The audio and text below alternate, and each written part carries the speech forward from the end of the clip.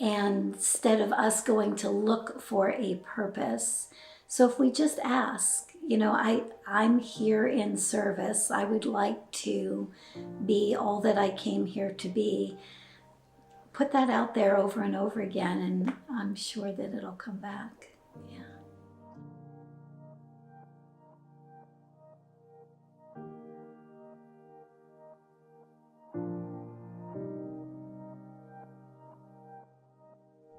I heard the other day that the telepathytapes.com podcast had rivaled Joe Rogan.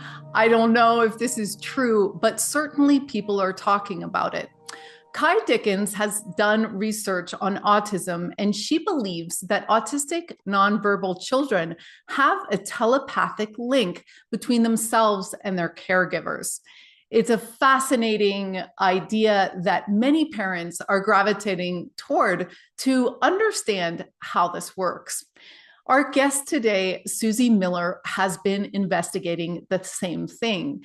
She believes that autism is a shift in human consciousness, not a disorder. Autistic children have many gifts that she believes will aid in our human evolution. Suzy Miller founded the Autism Integration Series, which is a forum for adults, parents, practitioners to talk about how she believes that autistic nonverbal children may need other ways and other forms of communication, such as telepathy and other energetic support. She has appeared on podcasts on Gaia, and she is a really unusual voice that comes from direct listening, direct experiences that she has had. And she's come up with a very fascinating conclusion. In that case, it took a year to have the light body completely reintegrate with the physical body, to the point where he was now able to be, I would say, functionally communicative. So yeah, it took that long. And during that year-long process, what was also happening was that there were all kinds of skill sets that I didn't even know I had, or I had forgotten that I had, that came rushing back to the surface. So telepathy was one of those. I was also learning how to use kind of multidimensional kinds of healing techniques that were innate to me, but I didn't know that they were innate to me until this little 4-year-old boy put the key in and, turned. Right when he turned that key, you might say, and opened me up, I mean, there was no doubt in my mind that that was my purpose. I mean, I had the idea that I was going down one particular pathway, and I thought I was going to be a really wonderful speech language pathologist for the rest of my life. And it just kind of like you take a hard right and say, no, this is what you're going to be doing instead. The biggest challenge to living my purpose was really allowing myself to believe it wholeheartedly, so that it could stand up against what other people might shoot down, if that makes sense. So it's one thing to have these experiences with these kids and to hear telepathically and see multidimensionally and all of that. It's another thing to put that information out into the world and have all the naysayers, suggest that that couldn't quite be possible, when it, in your heart of hearts that it is. I think it's had tremendous effect on those that I've worked with. So those that I've worked with have benefited greatly from me just stepping into that purpose and not shutting it down. And they've benefited because they understand now, more of who they are. I think anybody that starts living their purpose, they understand more of who they are, so they can then pass that along to somebody else. And I think collectively, I think the world knows that autism isn't what we perceived it to be.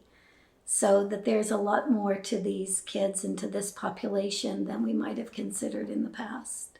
So from my vantage point, autism is a mismatch between the soul's vibrational expression and our human experience.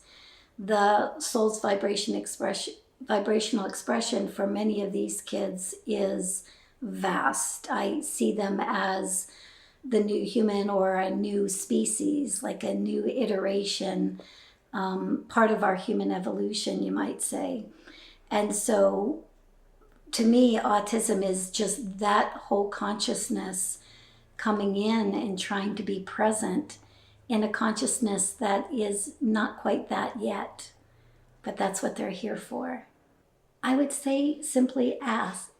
So if we're looking for the opportunity to find our purpose, I would say simply ask, to really ask, to have that be something that is of interest to you, because I believe that our purposes find us, and instead of us going to look for a purpose.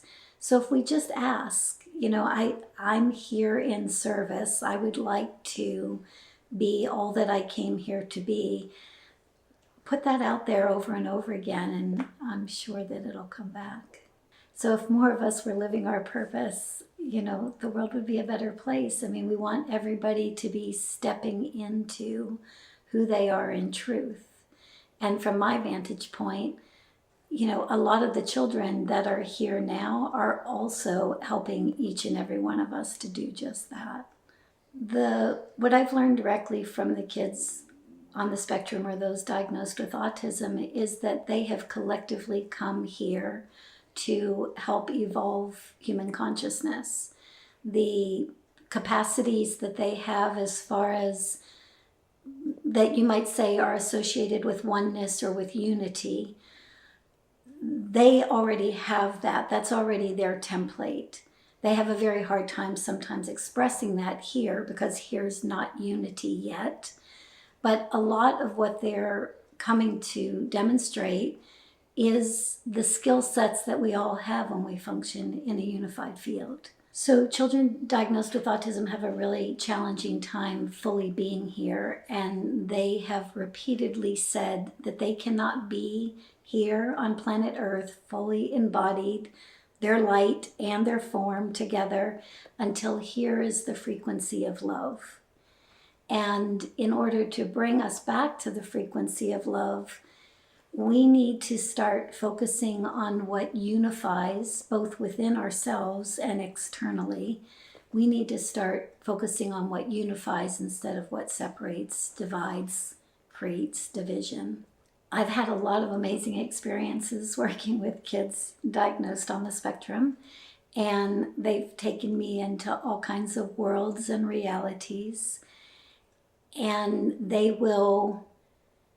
use every opportunity to change perspectives, to have somebody in their midst see what is beyond what's the norm, what's right in front of them physically. So one of those experiences that I had was a child that was, I think he was probably 10 or 12 at the time. I was sitting with his mother on a park bench, and he walked over to me, grabbed my hand. When he grabbed my hand, he took me into a different, you might say, a different field of consciousness. This child was nonverbal, spells to communicate, but was nonverbal in the 3D physical world. When he grabbed my hand, my consciousness leaves my body, and the next thing I know, we're in a completely different environment. He's opening a door, and as he opens the door, he says verbally, completely clear, "Welcome to my art studio." And so we're inside this art studio, and he's telling me verbally why he loves art in the 3D world, why he loves making art, why he has his mother send these different pieces of art to different people in his family. He sent pieces of art to me at one point. And so I'm, in this space with him where he's verbally communicating. And all of a sudden he says, my mom wants you. And he starts releasing tension on my hand. My consciousness goes back into my body. I turn my head slowly. His mom's still sitting next to me on the bench, and she says, what's wrong with you? You've been staring like straight ahead for the last 5 minutes. What the heck's going on? And I said, I'm with Jackson. I'm with your son. I'll be back in a minute. She knew me well enough to know that some weird things could be happening, so she didn't second guess that. I went back up, spent time with Jackson until he was done explaining to me some of the things that he wanted me to know, and that he wanted his mother to know, and that he wanted me to share with others. And then he released my hand. My consciousness came back into my body, and he went back to being nonverbal. I've known Jackson for a very long time. Jackson was about 5 years old when I first met him. He's now 16, 17, and we have had all kinds of different experiences throughout our connection with each other. One of them was him taking me with the bench, up into that other realm.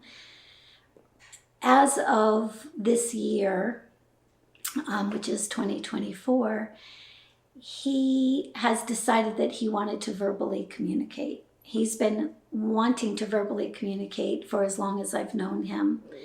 And at one point I said to him, Jackson, if you can take me into another world and you can completely verbally communicate there, why can't I create a world here where you can verbally communicate here? And he really liked that idea. As of January 2024, he, for whatever reason, decided in that time that he could now verbally communicate in my field. And so his mother picked him up from his day program one day, and he verbally said, Suzy. And we know each other, so she's like, oh my gosh, what's going on? What happened? He spells out, I want to communicate with Suzy. So we've been spending every Monday, the last probably 4 Mondays now, maybe 5 Mondays, and he's verbally communicating. So that's where he is, and it just blows me away. I mean, here's a kid that, I've known for such a long time, and to hear his voice and to have him both telepathically communicate with me, spell to communicate, and verbally communicate now in any one of these sessions is pretty amazing. Riley, the very first child that woke me up when he was 4, is now 27, 28 years old, maybe a little bit older than that. He is still verbally communicating. If you saw him, he would look like an autistic individual as far as his mannerisms and behavior, but is now verbally continues to be verbal. So he kind of set the energy, he set the stage for all of this. And Jackson is, you might say, landing all of that energy and bringing that into the forefront so that anybody who wants it can benefit from it.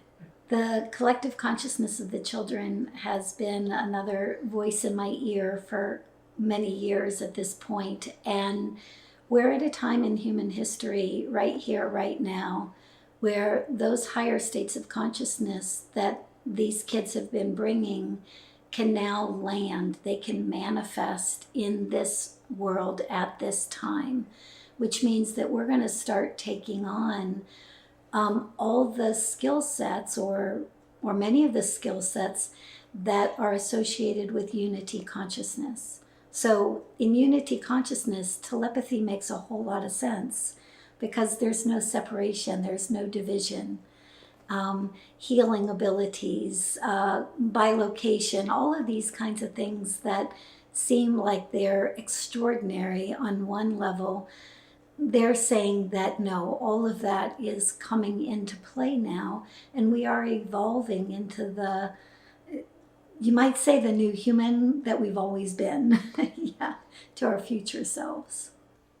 So around the theme of unity consciousness, as we start moving out of separation consciousness and and into unity consciousness, we're going to be experiencing all kinds of different skill sets that have always been ours, but quite frankly have been obscured by the ways in which we have been conditioned into separation. So every single human being on this planet comes in whatever energetic template they come in as. They are all here to support the collective unification of humanity. And as that energy rises, as that template of unity consciousness rises, what we notice is we begin to lose those parts of ourselves that have created separation or divisiveness. We lose our ego mind identities. And we are seeing that right now in human history. So you can say all of the stuff that's coming up in the outer world or out in the 3D world, all the divisiveness, all the separation, all that energy. The kids said a long time ago, I think it was back in 2016, that the underworld had closed. And when they said the underworld had closed, I asked them what that meant. And they said that it was all about the rise of unity consciousness, that everything that was hidden in the underworld, that was divisive, separation, all of that, there was no place for that to hide anymore. So as that energy starts building, then what ends up happening is every single human being on this planet goes through their own process of losing their separation identity so that they can return to who they are in truth. The more we return to who we are in truth, that unity consciousness, the more we naturally and organically exhibit skill sets that are akin to that consciousness. Some will have some of those skill sets prior to others, just to show these are some of the options coming down the pike. This is what's going to be available to everyone, everywhere. And this is just the time we're in right now. The energetic flow that's coming in is helping every single one of us do this. And one of the things I would say to everybody is, on a very practical level, as your stuff is coming up, as your triggers are coming up, as your those things that have kept you in that divisive energy come to the surface, please be present with them. Be with them. Instead of trying to separate yourself from that and go do something else or try to distract yourself from it, literally be with it. Because the unity consciousness that you are is the aspect of you, or the totality of you that is capable of being connected to everything and anything. So as you work that muscle, just watch what skill sets start to arise within you.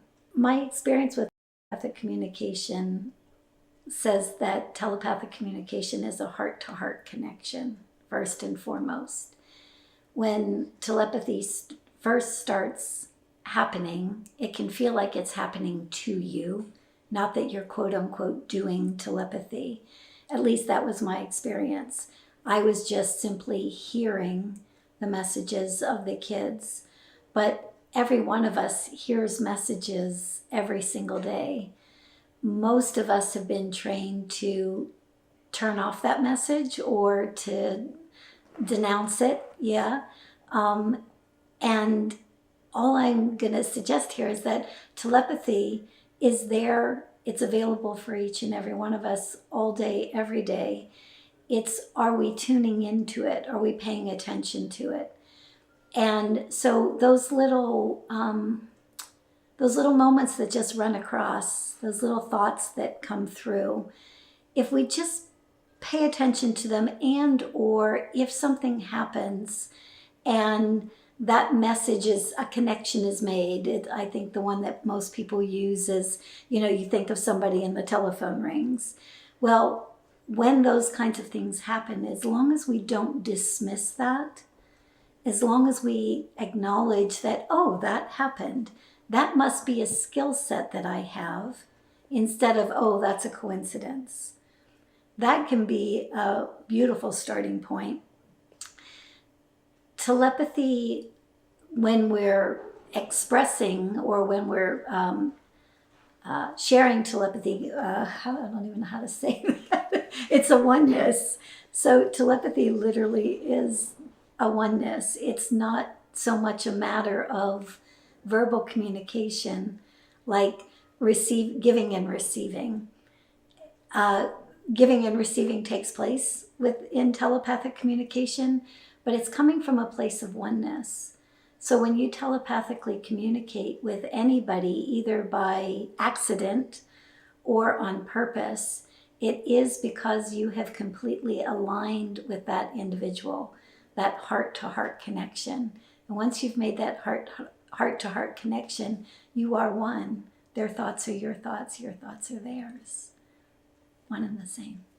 In 2013, I was working with Professor William Tiller. He was a Stanford emeritus professor who had left Stanford to start looking into intention. And he created something called the intention host device, where we could broadcast intention to autistic families around the world. And basically what happened there is the collective consciousness of the children gave me two intentions. One was for them to fully integrate into their bodies. The other was to support their parents in kind of de-stressing around having children diagnosed with autism. And we ran a scientific experiment, basically, where we broadcast this intention to these families. I think the furthest family was in Australia. We were broadcasting from Arizona. And for some children, within hours of turning on that broadcast, children had 20 new words, or they were starting to communicate in certain ways. Other children were losing behaviors that they had had for a really long time. One parent was talking about the fact that she always perceived that her child did not see her as a separate, entity, a separate being, or that didn't even recognize that she was there in the first place. And within hours of turning on this intention device, he was asking his mom how she felt, asking questions that were more personal to her. So that experiment, we lasted 3 years. We did 3 different groups of children, and it was robustly successful, as Bill Tiller would say. So when Bill and I were having conversations about creating the Autism Intention Experiment, and we were starting to invite families in, and I would have conversations with Bill Tiller, myself, and different families that might be interested in doing this. These were all families that I had been training in one way or another at that point. And so we had kids that were literally, just by having the conversation that we were going to start it prior to turning it on, that were already speaking a new word or saying something to their parents to let them know that they knew that this was going to take place. I want to do a shout out to Sandy Sedgbeer of the No BS Spiritual Book Club, who introduced us to Suzy Miller in Sedona. The No BS Spiritual Book Club is an incredible project that Sandy has put together, where she interviews incredible researchers, scientists, thinkers, authors, and celebrities from around the world about their top 10 favorite books. Check it out. It's an incredible project because at the Purpose Lab, we have noticed that books is one of the most important things that changes people's lives. If you would like to receive our top 10 books for finding your purpose, sign up here on our email.